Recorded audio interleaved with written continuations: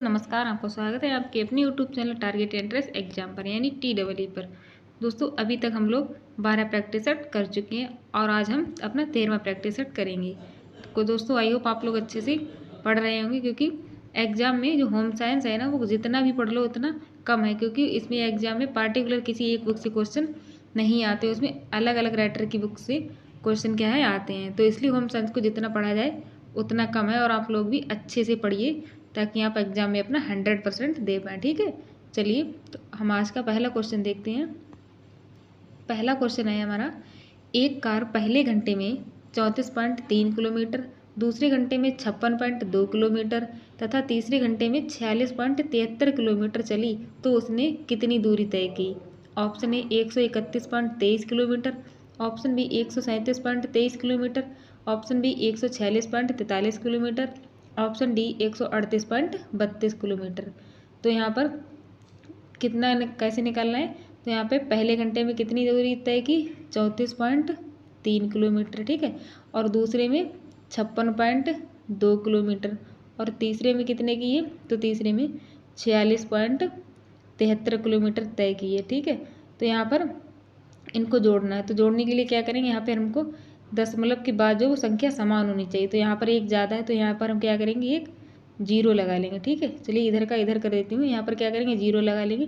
तो यहाँ पे नीचे 3 आ जाएगा, इधर लिख देती हूँ। ठीक है, यहाँ पे नीचे 3 आ जाएगा और 7 3 10 और 2 12, 12 का 2 हासिल लगा 1। ठीक है, 6 6 12 और 4 16 और 1 17 के 7 हासिल लगा 1, 5 और 4 9, 9 और 3 12 और 1 हासिल का 1 लगा तो कितना हो गया 13 हो गया। अब यहाँ पर कितने 2 के बाद पॉइंट लगा है तो यहाँ पर 2 के बाद पॉइंट लगा देंगे तो ऑप्शन हमारा क्या आएगा 137.23, यानी कि हमारा ऑप्शन बी सही हो जाएगा। ठीक है, तो इस तरह से आपको ये करना है। ठीक है, चलिए अगला क्वेश्चन है।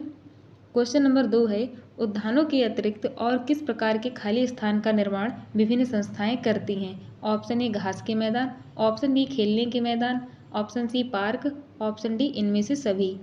क्वेश्चन नंबर 2 का हमारा ऑप्शन डी सही हो जाएगा। क्या होता है, इनमें से सभी का निर्माण विभिन्न संस्थाएं करती हैं। ठीक है, अगला क्वेश्चन है। क्वेश्चन नंबर 3 है, स्वस्थ रहने के लिए व्यायाम आवश्यक है क्योंकि यह शरीर को बनाता है।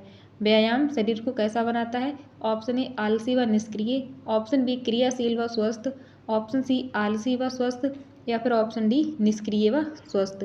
क्वेश्चन नंबर 3 का हमारा ऑप्शन बी सही हो जाएगा। व्यायाम हमारे शरीर को क्रियाशील व स्वस्थ बनाता है, ना कि आलसी व निष्क्रिय। ठीक है, चलिए अगला क्वेश्चन है। ये दोस्तों जितने भी क्वेश्चन है ये काफ़ी महत्वपूर्ण है आपके एग्जाम के लिए, तो इनको अच्छे से पढ़िएगा और क्लास को लाइक और शेयर करिए। जितने भी आपके दोस्त हैं, भाई बहन हैं, या पड़ोस में कोई भी जो होम साइंस की तैयारी कर रहा है उन तक ये क्लास शेयर करिए ताकि वो लोग भी अपने क्लास को अटेंड कर सकें और अच्छे से पढ़ सकें। ठीक है, चलिए अगला क्वेश्चन है। क्वेश्चन नंबर 4 है, आकस्मिक घटना के समय प्राथमिक चिकित्सा दी जाती है। ऑप्शन ए दीर्घकालीन, ऑप्शन बी निरुद्देश्य, ऑप्शन सी तत्काल, ऑप्शन डी अल्पकालीन। क्वेश्चन नंबर 4 का हमारा ऑप्शन सी सही हो जाएगा। वो क्या, आकस्मिक घटना के समय हम प्राथमिक चिकित्सा तत्काल मतलब जल्दी से जल्दी दी जाती है ताकि अगर रोगी जो भी है जैसे चोट लगी या फिर खून वगैरह बह रहा है तो उसका जल्दी से उपचार कर सके। ठीक है, चलिए अगला क्वेश्चन है। क्वेश्चन नंबर 5 है, एक व्यक्ति जिसके कपड़ों में आग पकड़ ली हो, एक व्यक्ति हो जिसके कपड़ों में आग लग गई हो, उसकी मदद के लिए हमें क्या नहीं करना चाहिए। ऑप्शन ए जल द्वारा आग को बुझाना, ऑप्शन बी उस व्यक्ति को चारों ओर दौड़ाना, ऑप्शन सी उसकी ओर जाते हुए कंबल या कालीन या कोट ले लेना, ऑप्शन डी आहत को नहीं लुढ़काना। तो क्वेश्चन नंबर 5 का हमारा ऑप्शन बी सही हो जाएगा। क्या करना चाहिए, उस व्यक्ति को चारों ओर नहीं दौड़ाना चाहिए, क्योंकि अगर उस व्यक्ति को चारों ओर दौड़ाएंगे तो क्या होगा, आगे इधर उधर फैल जाएगी। ठीक है, तो यहाँ पर हमारा ऑप्शन बी सही हो जाएगा। ठीक है, चलिए अगला क्वेश्चन है। क्वेश्चन नंबर 6 है, सांख्यिकी आंकड़ों का करती है। ऑप्शन ए संकलन, ऑप्शन बी वर्गीकरण, ऑप्शन सी सारणीयन, ऑप्शन डी इनमें से सभी। क्वेश्चन नंबर 6 का हमारा ऑप्शन डी सही हो जाएगा। जो सांख्यिकी है वो संकलन, वर्गीकरण और सारणीयन ये तीनों करती है। ठीक है, चलिए अगला क्वेश्चन है। क्वेश्चन नंबर 7 है, प्रायोगिक परियोजना में किस शोध अभिकल्प मतलब रिसर्च डिजाइन का उपयोग किया गया था।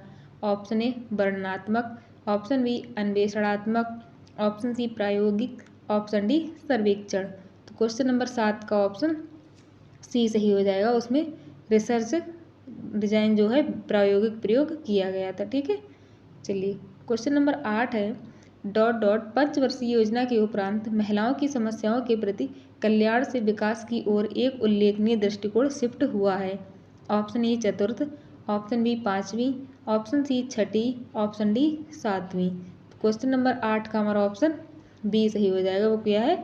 पांचवी पंचवर्षीय योजना है। ठीक है, चलिए अगला क्वेश्चन है, क्वेश्चन नंबर 9 है ट्राइसेम का उद्देश्य है कि स्थिति में सुधार लाना।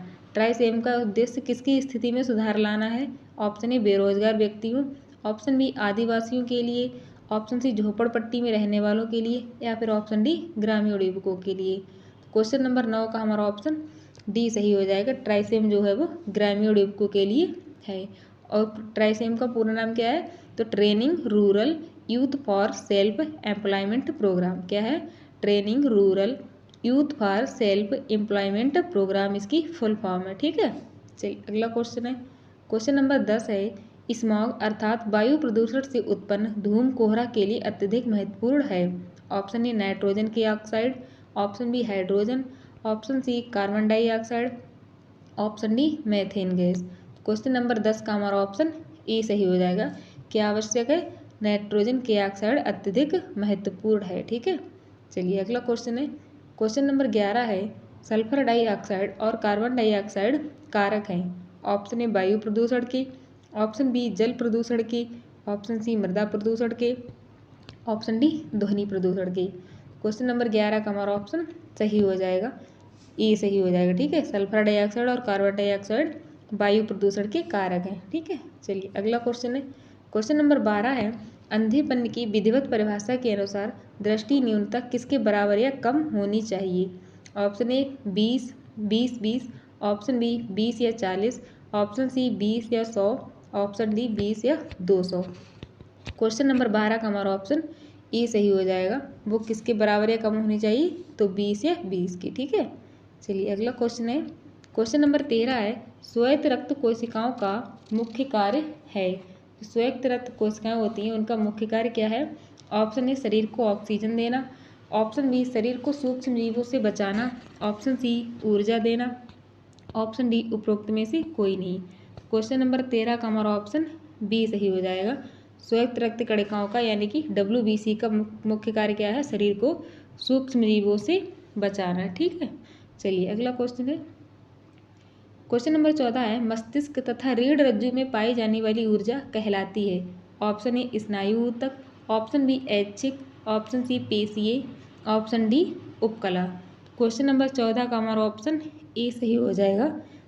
वो कौन सी ऊर्जा कहलाती? तो वो स्नायु ऊतक कहलाती है। ठीक है, अस्थि मज्जा या बोन मैरो ये क्या होता है? एक प्रकार के ऊतक होते हैं जो शरीर की लंबी हड्डियों के जोड़ों पर रहते हैं। ठीक है, कहाँ रहते हैं? ये शरीर की लंबी हड्डियों के जोड़ों पर रहते हैं। ठीक है, चलिए अगला क्वेश्चन है, क्वेश्चन नंबर 15 है एक वयस्क मनुष्य के शरीर में WBC संख्या पाई जाती है। एक वयस्क मनुष्य के शरीर में WBC संख्या पाई जाती है। ऑप्शन ए 6000 से 10000, ऑप्शन बी 5000 से 10000, ऑप्शन सी 3000 से 5000, या फिर ऑप्शन डी 7000 से 8000। क्वेश्चन नंबर 15 का हमारा ऑप्शन बी सही हो जाएगा। कितनी पाई जाती हैं? 5000 से 10000 एक मनुष्य वयस्क के शरीर में WBC की संख्या होती है। ठीक है, कितनी होती है? 5000 से 10000। ठीक है, चलिए अगला क्वेश्चन है, क्वेश्चन नंबर 16 है किस हार्मोन की कमी के कारण शरीर की वृद्धि रुक जाती है व व्यक्ति नाटा रह जाता है? Option A thyrotropic hormone, option B somatotropic hormone, option C adrenotropic hormone, option D luteinizing hormone. Question number 16 का हमारा ऑप्शन बी सही हो जाएगा। जो सोमेटोट्रोपिक हार्मोन है इसकी कमी के कारण क्या होता है? शरीर की वृद्धि रुक जाती है और व्यक्ति नाटा या बौना रह जाता है। ठीक है, क्या हो जाता है? व्यक्ति नाटा या बौना रह जाता है। ठीक है, चलिए अगला क्वेश्चन है, क्वेश्चन नंबर 17 है आंशिक रूप से पचा भोजन कहलाता है। Option A chyme, option B bile, option C रस, option D pepsin. Question number 17 का हमारा ऑप्शन ए सही हो जाएगा।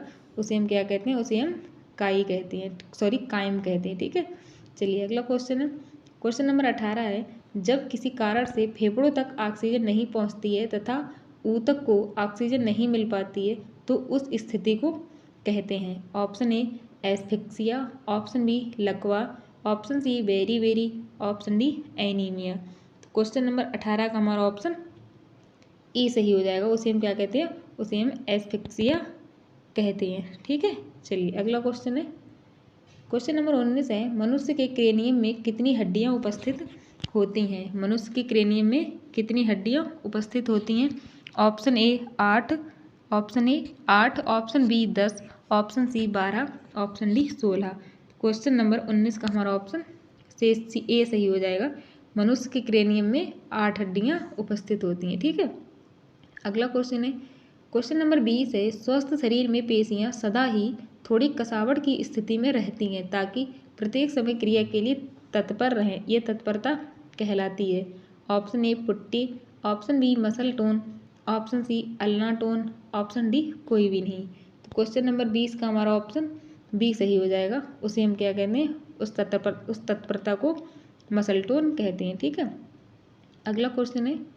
क्वेश्चन नंबर 21 है, निम्नलिखित में से किसी कोशिका का सुसाइडल बैग के नाम से जाना जाता है?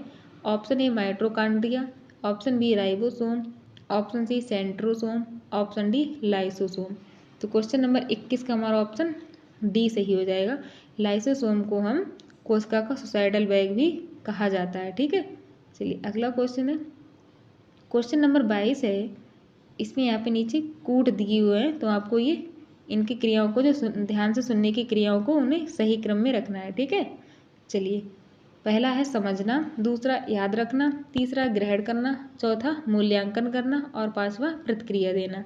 तो यहाँ पे सबसे पहले कौन सा आएगा ये बताना है। तो यहाँ पर हमारा सबसे पहले कौन सा आएगा? ऑप्शन हमारा 22 का ए सही हो जाएगा। कौन सा?